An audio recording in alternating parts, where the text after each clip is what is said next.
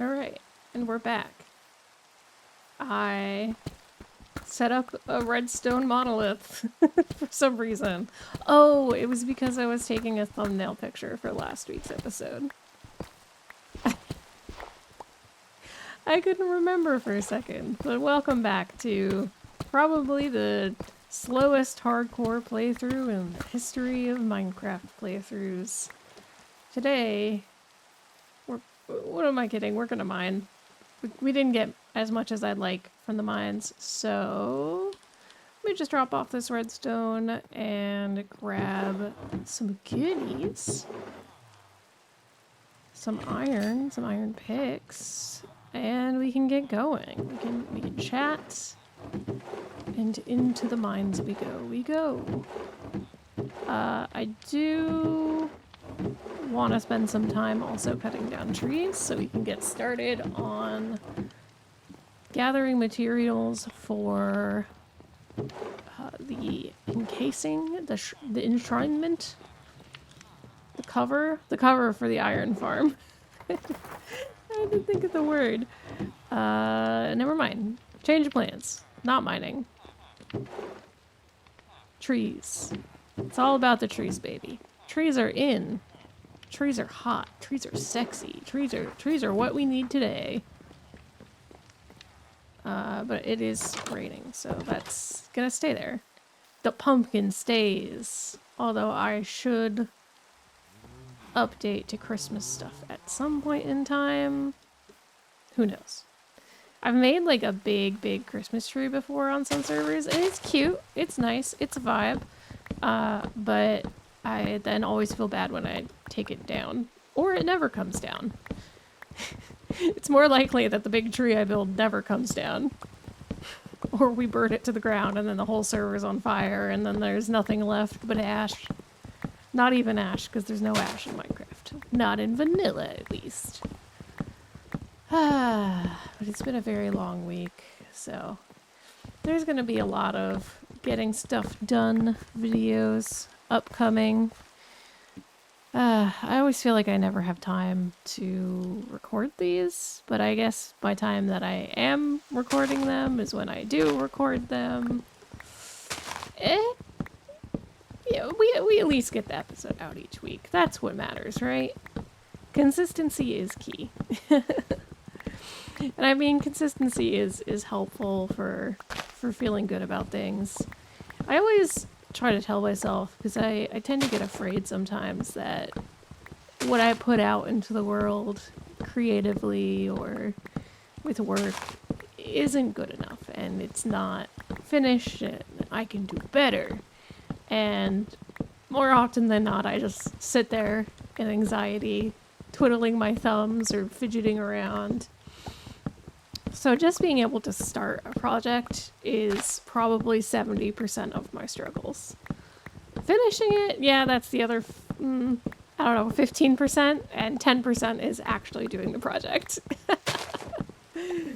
So, this is going to be a good pie chart. Someone make sure you set that up and send it to me on the Discord or in the comments, or I don't know how you can do that, but that's the pie chart of efficiency for people with anxiety is 75% of the challenge is starting, 15% is finishing, and 10% is the actual work.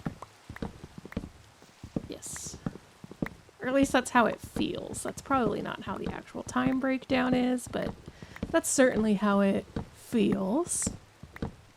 But it is the best feeling when you're just excited to do something. You're ready for it.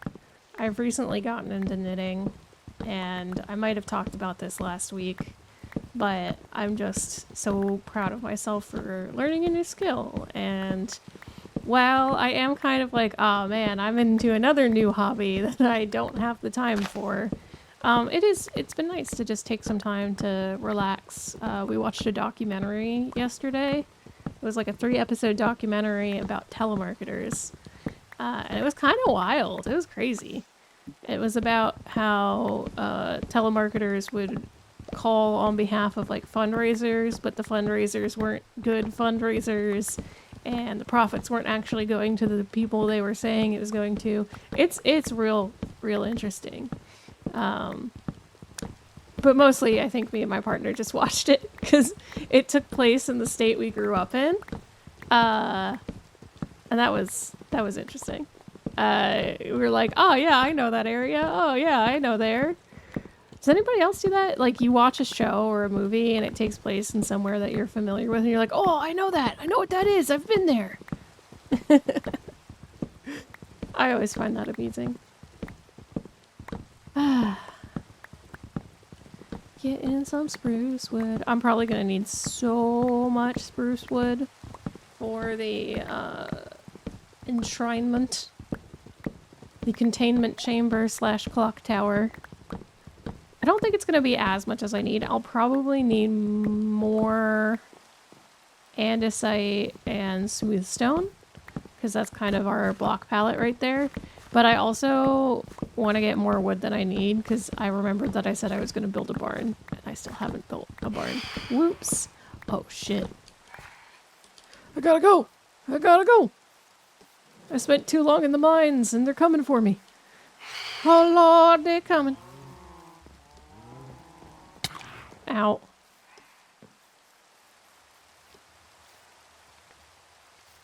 Show no fear. We're gonna get these phantom membranes.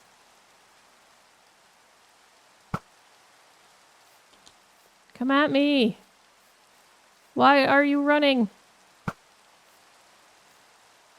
You know, I consider myself a distance shooter in FPS games, and I'm not proud of myself right now. I'm not proud of these these sniper shots.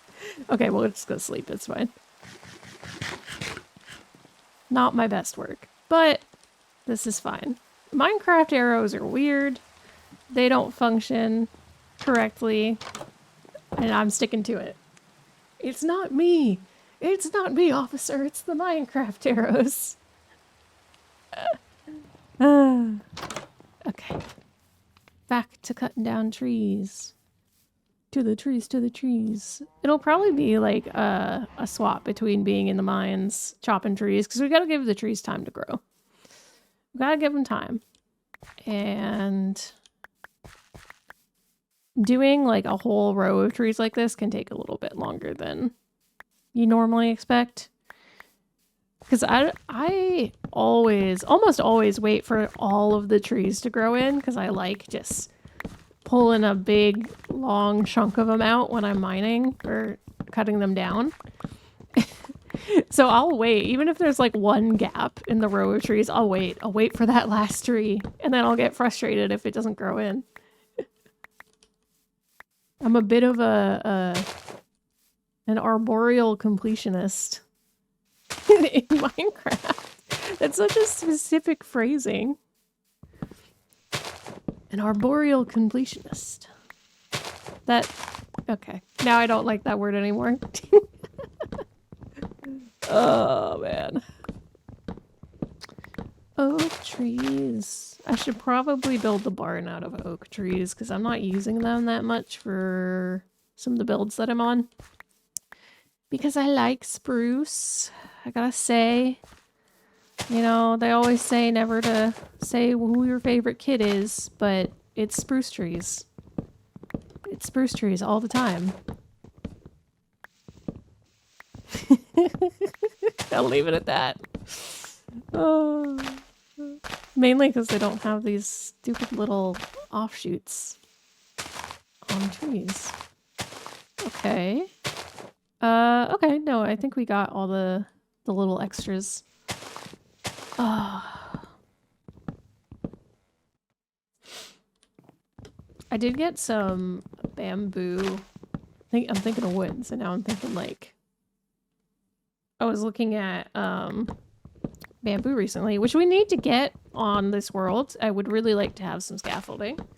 I'm trying to be responsible and use it, and not just yeet myself onto the ground, but I think we already have a feather falling 3 villagers, so... No. I'm gonna be responsible. We're gonna get bamboo, we're gonna go on a grand adventure, and we're gonna get some materials. Maybe this is a big maybe, maybe we will go on a grand adventure next episode. I do need to do a little bit of bulk recording because I am going to be spending some time with family for the holidays, and I'm going to be busy.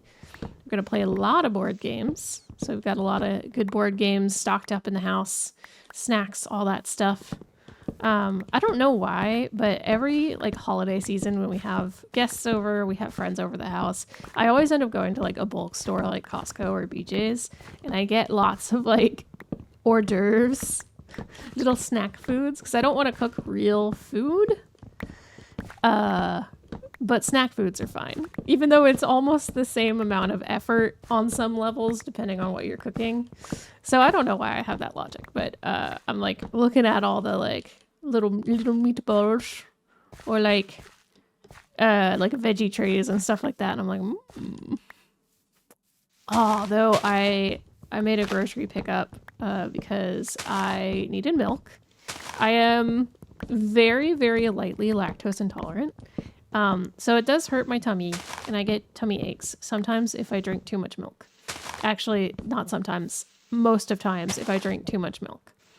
But I am usually okay for the most part if I have stuff like yogurt or cheese.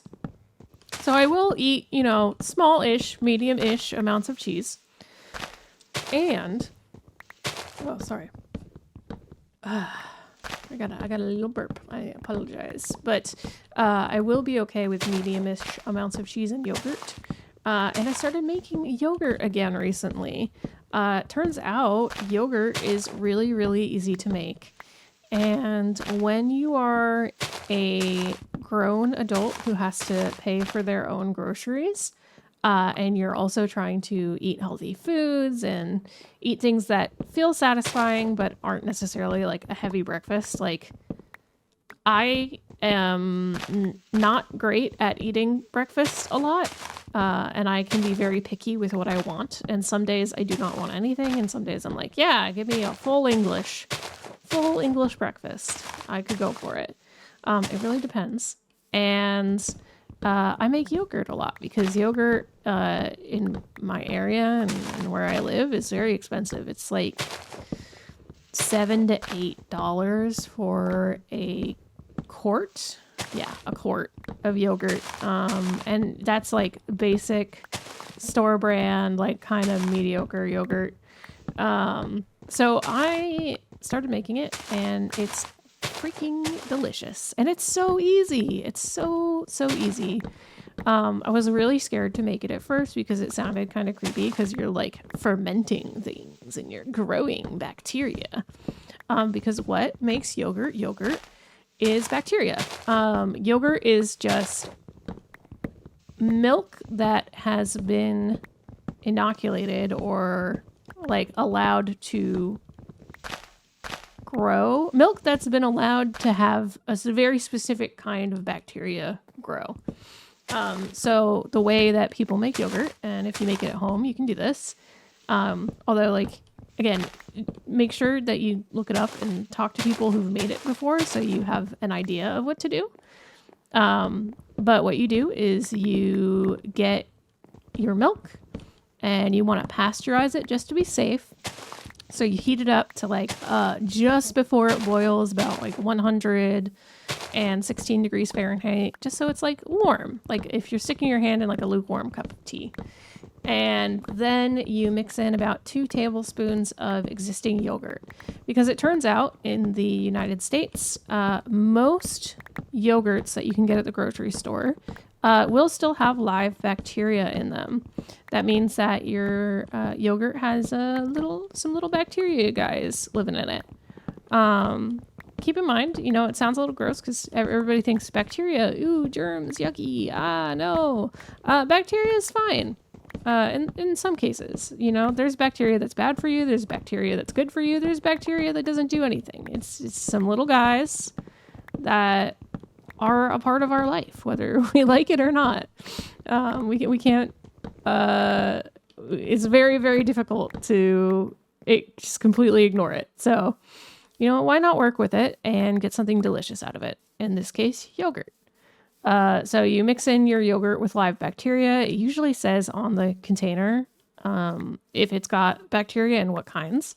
So I'll just grab like a Greek yogurt that I like. I usually make sure that I like it because the yogurt you make will somewhat taste of the yogurt you've used. It's a little duplication glitch for you, infinite yogurt. And yeah, you just mix it in and then you just leave it in a warm place for like 10 hours. You just set it and forget about it. I use an Instant Pot. So I have, an Instant Pot. Some people use like pressure cookers. The like real old school way of doing it is to like wrap it in like some warm towels or like warm damp towels, or like people have used electric blankets, crock pots, like all kinds of stuff. There's a million different ways to make yogurt. I think the super old school ancient way is just to leave it on a windowsill. just leave it out. It's fine. But yeah, people have been making yogurt forever. That's why we have yogurt. It's nutritious. It's a good way to use extra milk. And in this day and age, it's a good way to get protein without needing to necessarily eat meat. And milk is cheaper than yogurt. even at the rate that it reduces. Because when you make yogurt, it does somewhat separate like the creamy part from like it's not whey, I don't think, is it? Buttermilk? Is it buttermilk? I don't know what that stuff's called. It separates into like the yogurt proper, the creamy stuff, and something else that is just like tangy. So I'll usually take that liquid and then I'll mix it in like fruit and you'll get a little tart smoothie, and it's really yummy actually. But if I have too much of it, it can hurt my tum-tum. So maybe that's what I have a problem with. Huh. Yeah, I don't know. I'll have to look into that. Because yogurt doesn't bother me too much. But if I drink the stuff that comes from the yogurt, there's like this clear liquid. And if you strain yogurt to get it thicker, if I drink that, it's delicious. But it really hurts my stomach. In the way that if I just like drink a glass of milk, it will.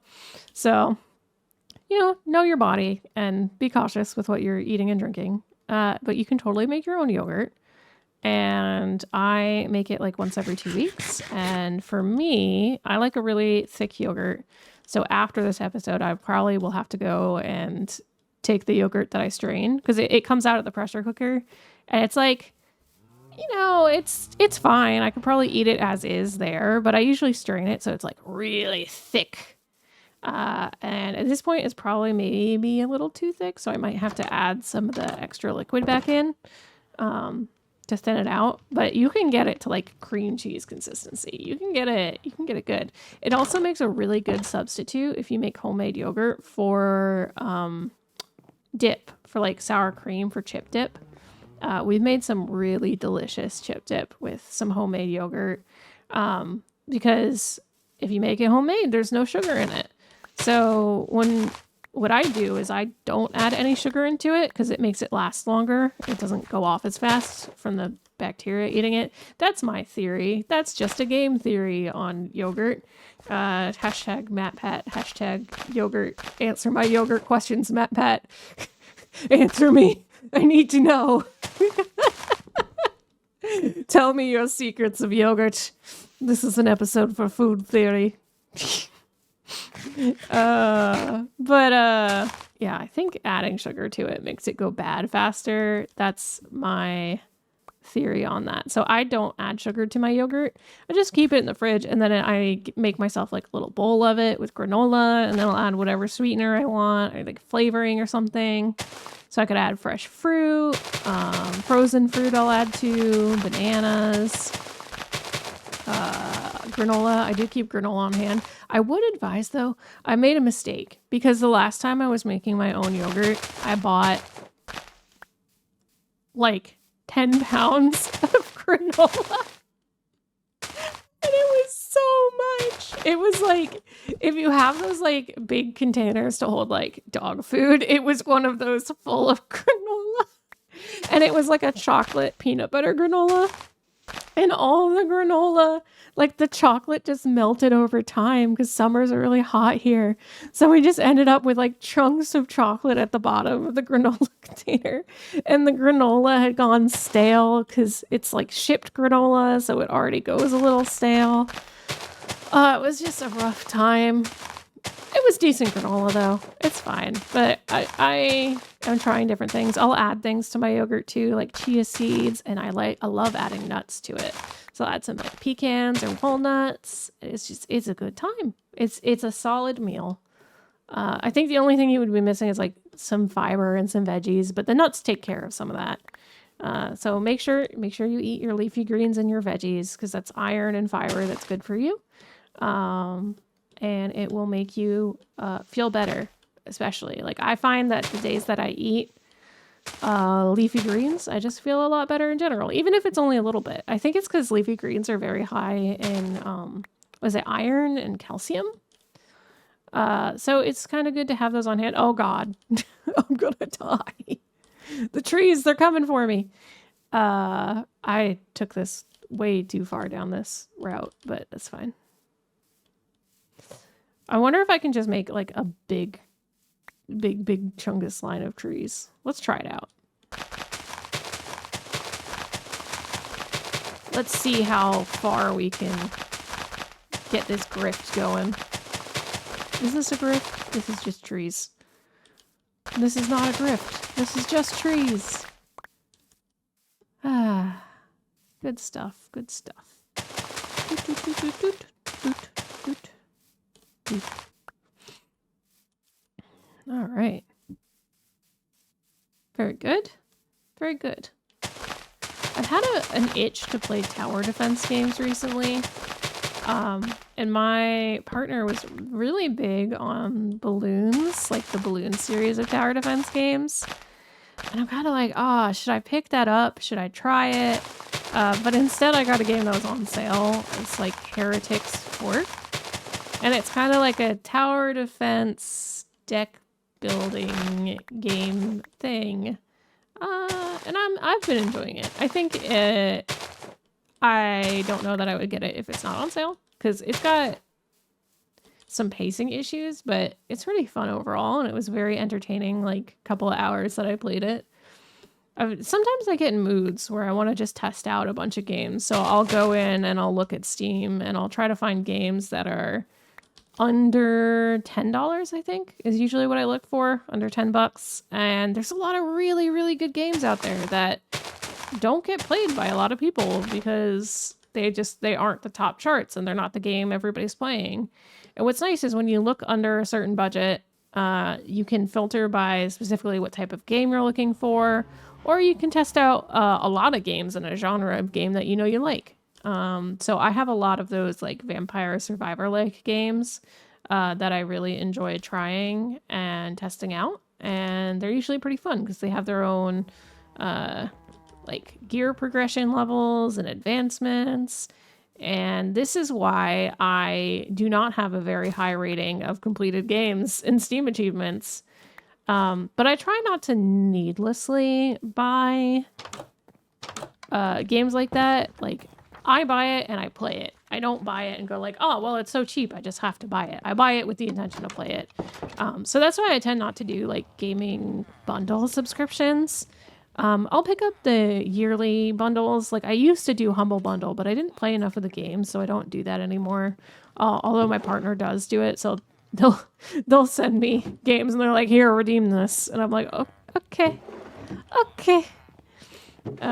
Where's my wood pile? There we go. I wish you could put wood just like out, like display your logs in a condensed area in Minecraft. That's something that they do in games like Valheim that I do really like. And I wish they would do that in Minecraft. I think it would be cool. But we have some logs and some sticks now, so we are safe to go ahead and prep for the mines. Which means we need iron. I was considering going downstairs because we have a weaponsmith or a toolsmith that will trade us some enchanted iron picks that I am very seriously considering going and getting. I might do that. Yeah, let's grab some of those for this time. Let me leave 44 of these. We'll hold on to these. And I think the rest is fine. Just because they have efficiency and unbreaking on them, I believe. And that's pretty good if you're doing strip mines. A lot of my methods for being efficient with my mining tools is I hate having to... Let me go get some free black dye. One sec. I don't know what I did here, but we always have some squids dying here. My farm is a squid trap, apparently. And I am sorry to all of the squids who have suffered. But it's technically not my property. It's those villagers' property. I'm definitely not liable. There's no way. See, look at this. I did not tell you to do this, Mr. Squid. You know, this was your option. That's actually really dangerous to be sitting there and letting those drop, because if I remember correctly, if you let an arrow drop like that and it's still like that, it can still hurt you. Like, I've been screwed over by delayed arrow drops a lot. Especially back in the day when my computer wasn't as good. I would like be fighting something, usually in like modern, and I'd like shoot a bunch of arrows out, and they would just be like, oh yeah, so you know all those arrows that you shot into like the door in front of you and you've moved past that block now, those are gonna fall on you now, good luck. So you're just like, what? Really? Oh man, I need a lot more. Do I have anybody else who buys iron? You buy iron. I'll take it. I'll take it. Do you buy iron? No. I can get another one. I'm considering this diamond pick. I'm thinking about it. I'm just thinking about it, but I don't think it's worth it. I want to get a couple more of those. Yeah, we'll stock up on the efficiency iron picks for our next mining session because it'll be a little quicker. And that'll give us some time to deal with that. I think we can go harvest the sugarcane while we are waiting for trees to grow and waiting for this. This is still buggy as heck. I'm still so frustrated with that. Oh, there's more iron here. I still have to go in there every once in a while and like block off the villagers so that they can't see the zombie, and then remove the blocks and then come back. But I very specifically have to do it at night. So you block off the vision. For your information, if your iron farm is not working, go up there, block off the vision for your villagers at night, and remove those blocks so that they lay in their bed and come back up. Then your iron farm should work again. If that doesn't fix it, then it's very likely that you might have a golem spawned somewhere that you just can't see. A lot of times I was having an issue earlier where they were like sitting on the edge where that granite is up there, and that was frustrating. But I just put buttons up there and that stopped that problem pretty swiftly. Y'all do not want my potions. Y'all cannot handle them. I feel like I've been corrupted. I speak in memes too much. And I'm at this point where I'm referencing like years old memes, like over 5-year-old, decades old memes. And I've talked to people that are younger than me and they're like, what are you talking about? What is that? What's it from? But you know, it doesn't matter. Those are for me. Those memes weren't meant for you. They were meant for me. It's made for me. It's in my shape. More decrepit memes. Go through my videos. This is another challenge. Go through my videos and just comment every single meme that I make a reference to in the video. I'm sure it will be a lot. It's probably going to be a lot. All right. So I will come back, I think, when we have enough pickaxes to go back to the mines, because those guys need some time to reset. I'm going to just do some, probably like pick up that sugarcane, let those trees grow. And I'll be back for the next episode where we will go into the mines. I know these are kind of slow, but getting resources is important. And I'm a busy bee. So I kind of have to do my Minecraft recording and work all at once. I know Pocket Leaves, which I'll put a link in the description. They are doing like a slow craft series, or they were doing a slow craft series where they were like just taking things real slow and relaxed, and it was so soothing. And that, you know, that makes me feel better about being super slow and not having like cool builds done by like this episode. So, you know, we got a pumpkin. We got a pumpkin after Halloween, but we got a pumpkin. Is that a tree? I'll be right back. I gotta check something. I gotta check. Do you have slime? Do you have one slime ball, sir? I've never been happier to see a wandering villager than I have in hardcore. I've never been happier. You know, you play in a survival world, you see a wandering villager, you know, you throw them into a lava pit. That's just what you gotta do. It's the rules. They don't do much for you, but on hardcore...